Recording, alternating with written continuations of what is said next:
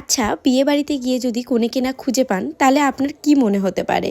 High everyone, welcome to my another blog. আশা করি তোমরা সবাই খুব ভালো আছো। আমিও খুব ভালো আছি। জেভিএস ফ্যামিলি ব্লগের আর একটা সুন্দর ব্লগে তোমাদের সকলকে স্বাগত। এই সিজনের আমার এটা প্রথম বিয়ে অ্যান্ড শেষ বিয়ে বললে চলে। ফেসবুক, ইউটিউব যেখানেই যাই সেখানেই শুধু বিয়েবাড়ি আর বিয়েবাড়ি। যাই হোক, এই একটাই বিয়েবাড়ি পড়েছে আর আমাদের প্রধান ম্যাডামের মেয়ের বিয়ে বলে কথা, সেখানে তো একটু সাজুগুজু করে যেতেই হবে। তাই সাজুগুজু করে সবাই মিলে রেডি হয়ে নিয়েছি। এখানে শ্বশুর শাশুড়ি, আমার বর, আমার ছোট্ট ক্যামেরাম্যানটাও কিন্তু নিয়ে গেছিলাম আজকে। না ভিডিও করে দেওয়ার জন্য না, ছোট্ট মানুষ নিয়ে গেলে একটু আনন্দ পাবে, তাই তাকে সঙ্গে করে নিয়ে গেছিলাম।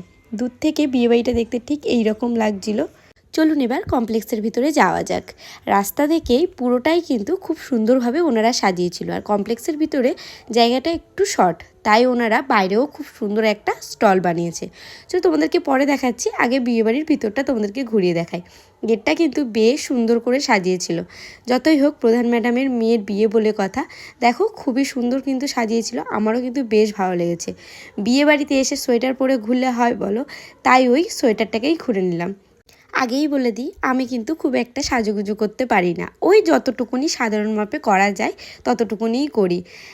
কমপ্লেক্সের ভিতরটা তো অসম্ভব সুন্দর করে সাজিয়েছিল। আর দেখো, এখানে কিন্তু একটা গণেশ মূর্তি দিয়ে খুব সুন্দর একটা ডেকোরেশন করেছিল।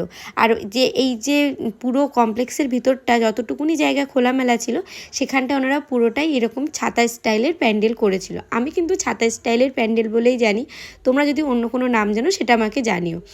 আর এই যে বলছিলাম, বিয়েবাড়িতে যদি কনেকে না খুঁজে পান তাহলে আপনার অবস্থা কেমন হয়, ঠিক তেমনই অবস্থা।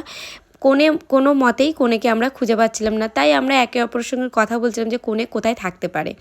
ভাবলাম বাইরে যে স্টলটা করেছে বা বড় যে প্যান্ডেলটা করেছে, হয়তো সেখানেও কনের বসার ব্যবস্থা থাকতে পারে। তাই সেখানেই এসেছিলাম কনেকে খুঁজতে। কিন্তু ভিতরটা অসম্ভব সাজিয়েছে, দেখুন বেশ সুন্দর সাজিয়েছিল। কিন্তু এখানেও কনে ছিল না। কনে কোথায় আছে অবশ্যই তোমাদের সঙ্গে শেয়ার করবো। আর এখানে কিন্তু লাইভ পারফরমেন্সও হচ্ছিল। আর এই জায়গাটাই ছিল একদম মেন স্টলগুলো। যেমন এখানে হচ্ছিল সফট ড্রিঙ্কসের স্টল। এই স্টলগুলোতে খুব সুন্দর সুন্দর মকটেল পাওয়া যাচ্ছিল। আমি একটা ট্রাই করেছিলাম, খেতে বেশ সুন্দর ছিল। আর ওই অনেকটা রাত করে যাওয়াতে তেমন একটা ভিড়ভাট্টার মধ্যে আমাদের পড়তে হয়নি। দেখতেই পাচ্ছ কেমন একটু ফাঁকা ফাঁকা মতো চারিদিকটা। আর এইখানে কিন্তু মকটেলের সাথে সাথে ছিল কফি, ফুচকা, পকোড়া, বেশ অনেকগুলোই স্টল দিয়েছিল। যাওয়ার পর থেকেই যে দিদিভাইয়ের বিয়ে, তার সঙ্গে না দেখা হতে আমার শাশুড়িমা বারবার বলছিল, চল একটু খুঁজে দেখি বউটা কোথায় আছে, একটু গিয়ে দেখবো, গিফটটাও দেওয়ার ব্যাপার আছে। অনেক পরেই একজনের হেল্প নেওয়ার পরেই দিদিভাইয়ের সঙ্গে দেখা হলো। দিদিভাইকে কিন্তু বেশ মিষ্টি লাগছিল বলো। আর দিদিভাইকে যখনই বললাম একটু ভিডিও করব, দিদিভাই কি সুন্দরভাবে আমাকে পোজও দিচ্ছিল। তারপরে আমিও একটু ফটো তুলতে চলে এসেছিলাম। আর এইদিকে দিদিভাই বিয়েতে বসবে বলে দিদিভাই চলে যাচ্ছিল। আর আমরা কোনো ভিডিও করিনি। চলো এবার তো রাতের খাওয়া দাওয়া করতেই হবে। আমরা যখন বিয়েবাড়ি যাই তখন বেজে গেছিলো অলরেডি 9টা, আর রাতের খাওয়া দাওয়া সারতে বেজে গেছিলো 11টা। ওই জন্য এখানে এত ভিড়। আর বিয়েবাড়িতে এসে এই জিনিসটা আমার বড্ড কষ্ট হয় যে লাইন দিয়ে খেতে যেতে হবে। আর আমার ভিডিওতে ব্যাকগ্রাউন্ড দেওয়ার জন্য আমার বড়মশাই রয়েছে। ওই যে আমি একটু ভিডিও করছিলাম তাই কেমন বলছি, শুধু বলছিল প্রচুর লাইন। এই যে দেখুন, আমরা সবাই খেতে বসে গেছি। আর আমার পিছনেই কিন্তু আমার শ্বশুর শাশুড়ি সবাই বসেছিলেন। আর এইদিকে আমার বড়মশাই ওই মেনু কার্ডটাই দেখছিল। তোমাদের সঙ্গেও শেয়ার করিনি। দেখো, মেনুতে সেদিনকে কিন্তু বেশ সুন্দর সুন্দর খাবার ছিল। আর দিদিভাই আর জিজুর এখানেই ছবিটা ছিল, তাই তোমরা এক ঝলক দেখে নাও আমাদের জিজুর কেমন দেখতে। এদিকে দেখো, আমাদের মেনু কার্ড পড়তে না পড়তে এইদিকে সব খাওয়ার দাওয়ার প্লেট, টিস্যু, হাজমোলা সবই দিল। আর তখনই আমি সবার পাত থেকে হাজমোলাগুলো নিয়ে নিচ্ছিলাম।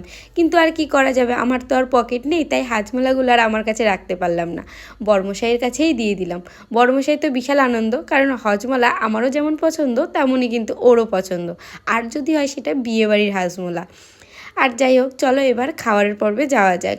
খাবার তো ওইদিকে সার্ভ করছিল, আর এইদিকে আমার বড়মশাইয়ের অবস্থা দেখো। সে বলছে খাবার আসুক আর না আসুক, চলো আগে একটু দাঁতটাকেই খুঁচিয়ে নেওয়া যাক, মানে ওই এন্টারটেনমেন্ট করার জন্য। এবার আমাদের খাবারের পালা। আর এই টিস্যুটা দেখো, সেদিন বিয়েবাড়ি থেকে আমার টিস্যুটা কিন্তু বেশ পছন্দ হয়েছিল, তাই খুব যত্ন সহকারে বাড়িতে নিয়ে এসেছিলাম।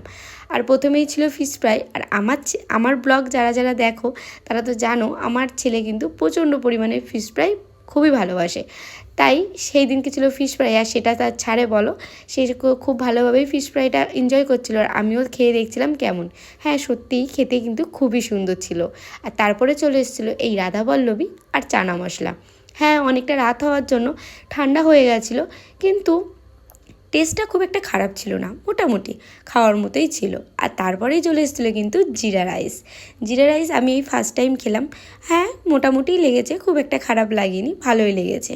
আর যেখানেই যাও মায়ের কর্ম তো করতেই হবে, মায়ের ডিউটি তো কখনো মিস করলে চলবে না। আমার ছেলেকেই খাইয়ে নিচ্ছিলাম, আর সঙ্গে আমিও খাচ্ছিলাম। শুধু আমি একা খাওয়াচ্ছিলাম না, ওর বাবাও খাওয়াচ্ছিল, কারণ সবার সঙ্গে খেতে বসতে হবে, আবার উঠতে হবে, তাই ওর বাবাও একটু হেল্প করে দিচ্ছিল। যাই হোক, খাওয়া দাওয়া আমাদের সারাসরি হয়ে গিয়েছে, এখন আমাদের বাড়ি ফেরার পালা। বিয়ে বাড়িতে তো আমরা দারুণ মজা করলাম, আর পুরোটাই তোমাদের সঙ্গে তুলে ধরার চেষ্টা করেছি।